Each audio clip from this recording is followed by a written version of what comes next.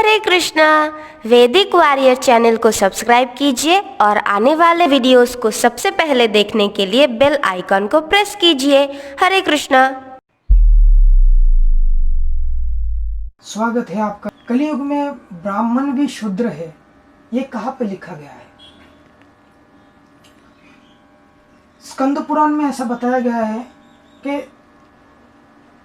जन्मना जायते शूद्र, मतलब व्यक्ति जब जन्म लेता है उस टाइम में वो शूद्र ही रहता है।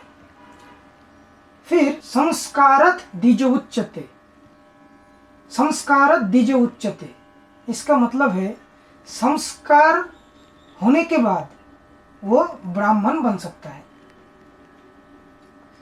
मतलब ब्राह्मण में उपनयन का संस्कार होता है, उपनयन संस्कार होने के बाद ही वो ब्राह्मण बन सकता है। तो इसी तरह से तो प्राचीन काल से चल ही रहा है। मतलब जो ब्राह्मण के वंश में जन्म लेते हैं उनका उपनयन भी होता है, तो ये तो स्वाभाविक बात है। पर प्रॉब्लम कहाँ पे है? कलयुग में कोई ब्राह्मण के वंश में जन्म लेगा, फिर जाके उसका एक जब उम्र आएगा तब उसका उपनयन संस्कार हो जाएगा, फिर जाके वो ब्राह्मण बन सकता है। प्रॉब्लम वहाँ पे नहीं है, प्रॉब्लम है संस्कार होने के बाद जो दायित्व जो कर्तव्य उसको करना चाहिए, जो दायित्व जो कर्तव्य उसको पालन करना चाहिए, आज के ब्राह्मण वो नहीं करते हैं। आज के ब्राह्मण में वो 9 तरह के गुण भी नहीं है, वो सात्विक भी नहीं रहे, और वो जो 6 तरह के कार्य है ब्राह्मणों के वो भी वो पालन नहीं करते। ब्राह्मण के 6 तरह के कर्म हैं, जैसे कि यजन याजन, पठन पाठन, दान प्रतिदान। तो यही जो 6 तरह के कार्य है, इसमें भी वो आजकल ब्राह्मण बहुत पीछे रह गए। तो शास्त्र में कलयुग के जो ब्राह्मण हैं उनके कुछ मतलब एक भविष्यवाणी किया गया है कि कलयुग में जो ब्राह्मण है वो किस तरह के होंगे। तो मैं महाभारत से आपको 2 श्लोक पढ़ के सुनाता हूँ।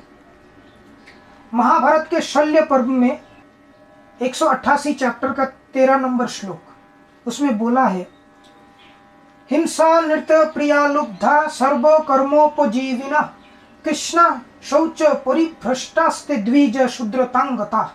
इसका अर्थ है हिंसा यानी परविद्वेष प्राणी हत्या, अनृत मतलब मिथ्या भाषण, अनर्थक दूसरों की निंदा, लुब्ध मतलब लोभ चोरी चकोरी और लंपट बनना, सर्वकर्मोपजीवी इसका मतलब है पाप पुण्य, इस पाप और पुण्य किसी भी चीज का कोई विचार नहीं, कोई भी कर्म करके वो अपने जीविका को निर्वाह करेंगे। शौच भ्रष्ट इसका मतलब है शुचिहीनता। ये सारे दोषों से कलुषित होके ब्राह्मण भी शूद्र बन जाएंगे। और भी है, महाभारत के शल्य पर्व के 189 चैप्टर का 7 नंबर श्लोक में बोला गया है, सर्वभक्ष रतिर नित्यं सर्व कर्म करहो शुचि त्यक्त वेदस्तनाचारः सबई शूद्र इति स्मृत। अर्थात यह व्यक्ति सर्वभक्षरति, कौन सा खाना चाहिए कौन सा नहीं खाना चाहिए, सब तरह के खान पान, जैसे कि फूल फल साग गेहूँ चावल आदि, और साथ में कीड़े मकोड़े मांस खून हड्डी सभी कुछ खाने में एक्सपर्ट हो। सर्व कर्मकारी मतलब कोई भी पाप पुण्य के विचार नहीं, कोई भी काम करने में एक्सपर्ट हो। अशुचि मतलब नशा धूम्रपान इत्यादि बहुत सारे गलत चीज़ों का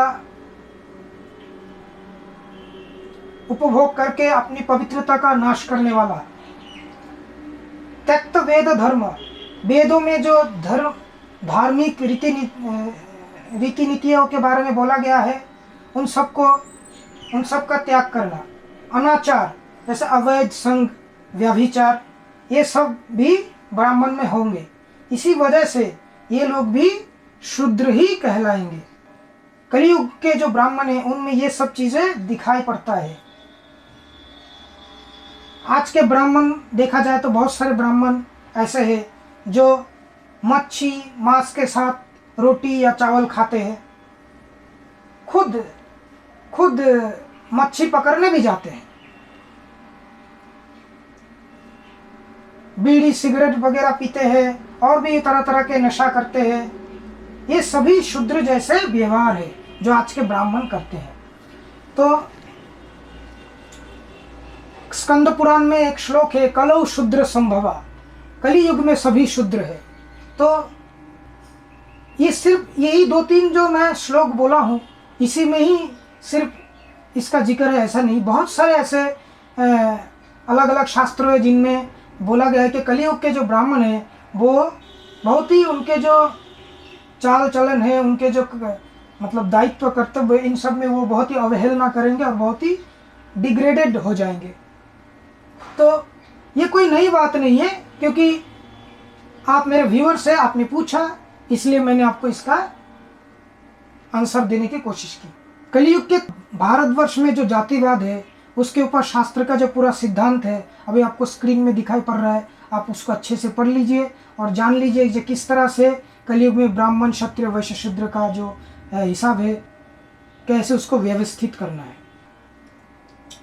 थैंक यू फॉर क्वेश्चनिंग, और मेरे चैनल को सब्सक्राइब करना मत भूलिएगा और बेल आइकन को जरूर दबा दीजिएगा। हरे कृष्ण।